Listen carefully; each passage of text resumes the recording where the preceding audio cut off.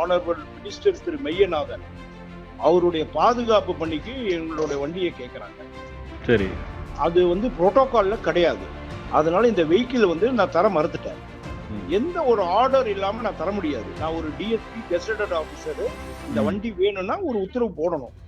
கொடுக்கலன்னு சொல்றதுக்காக உடனடியா மைக்ல கூப்பிட்டு என்ன திருச்செந்தூர் நின்னு ஏற்கனவே ஒரு டிஎஸ்பி ஏஆர் திரு கிருஷ்ணன் பந்தோபஸ்து போட்டுக்கிறாங்க.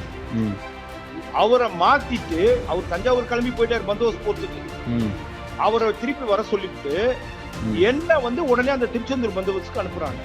சரி சரி ஓகே நோ இஷ்யூ. நானும் போய் பந்தோபஸ்து முடிச்சுட்டு 7ஆம் தேதி பந்தோபஸ்து முடிக்கிறேன். திருப்பி இங்க இருந்து போன்ல எஸ்பி ஆபீஸ் கூப்பிட்டு நீங்க அப்படியே திருவாரூர் பந்தோபஸ்து போங்கன்றாங்க. அதையும் போய் பார்த்துட்டு 3 நாள் பார்த்துட்டு டிஸ்ட்ரிக்ட் என்ட்ரு ஆன உடனே என்னுடைய வண்டியை மறுபடியும் மெய்யநாதன் மினிஸ்டருக்கு வண்டி வேணும்னு சொல்லி கேட்கறாங்க. கேட்டவுடனே நான் ஒண்ணு சொல்லலை. ஏற்கனவே சிஎம் இதுல ப்ராப்ளம் ஆச்சுங்க, கான்வாயில இருக்கு, ஒயர் கட் ஆயிடுச்சு, நீங்க கேட்கறீங்க மறுபடியும் கேட்கறீங்க, ஏஆர்எஸ்ஐ ரிக்வெஸ்ட் பண்றீங்க, நான் கொடுக்குற ஒண்ணு திட்டம் இல்லை. கொடுத்ததுல இருந்து இன்னைய வரைக்கும் நான் 10ஆம் தேதி இன்னைய வரைக்கும் எனக்கு வாகனமே கொடுக்கல. நானும் பைக்ல போனேன், எல்லாம் பண்ணேன். ஒரு கட்டத்துக்கு அப்புறமா எங்கிட்ட சொந்த பைக்கும் இல்லை. நான் எல்லாம் போலீஸ் கிட்ட இரவல் வாங்க முடியாது. அதனால வந்துட்டு நான் இன்னைக்கு காலையில் என்னுடைய அலுவலகத்துக்கு நேற்றும் இன்னைக்கு நடந்து போனேன். இந்த அதிகாரிகளுக்கு சரியான பைசா போய் சேரல, எல்லாமே நின்னு போச்சு. நான் கடந்த நவம்பர் மாசத்துல இருந்து இங்க கண்ட்ரோல் பண்ணதுனால டிரான்ஸ்போர்ட் எல்லாம் நின்னு போச்சு. அதனால இவங்களுக்கு சாராயம் பணம் கிடைக்கல. என்ன வந்து எஸ்பி கூப்பிட்டு சொல்றாரு, வளைஞ்சு இப்படி கையை விரல காமிச்சு இப்படி இருக்கிற விரல அப்படியே கொஞ்சம் வளைஞ்சு கொடுங்க, இல்லைன்னா விரல உடைச்சிருவாங்கன்ற.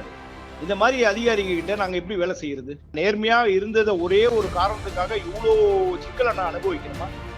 நான் ஏற்கனவே மனித உரிமை ஆணையத்துல 5 வருஷம் நான் ஒர்க் பண்ணேன்.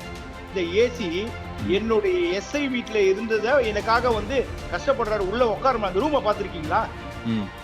அந்த ரூம் உள்ள ஒரு மனுஷன் கூட உட்கார முடியாது, பாத்ரூம் கூட கிடையாது ஒரு டிஎஸ்பிக்கு. இப்படி எல்லாம் கார்னர் பண்ணணுமோ அப்படி கார்னர் பண்றாங்க. நேர்மையா வேலை செஞ்சுக்கிட்டு இருக்கிறேன் சார். நேற்று எஸ்பி என்ன கூப்பிட்டு, சார் சுந்தரேசன் எனக்கும் உங்களுக்கும் எந்த விதமான பிரச்சனை கிடையாது, IG intelligence ADG law and order தான் உங்களை வந்து டார்ச்சர் பண்ண சொல்றாங்கன்றாரு. இது எந்த விதத்துல சார் நியாயம்? காரணம் என்னன்னா மனித உரிமை ஆணையத்தில இருந்து அவங்களுக்கு வேண்டும் ஆட்கள் மேல புகார் கொடுத்துன்றதுக்காக, நேர்மையா ஒரு புகார் கொடுத்ததுக்காக இவ்வளவு டார்ச்சர் பண்றாங்க சார், என்ன நெருக்கடி பண்றாங்க. இப்ப பாருங்க எதுவும் கிடைக்கல, உடனே இது என்ன லஞ்சத்துல வாங்கின பைசா இது ஏத்தி நீங்க வேணா நான் எஸ்ஐ நம்பரை தரேன் சார், கூப்பிட்டு விசாரிச்சு சார். சத்தியமா நான் சாப்பிட்டு இருக்கேன். அந்த மாதிரி அதிகாரி நாங்க கிடையாது.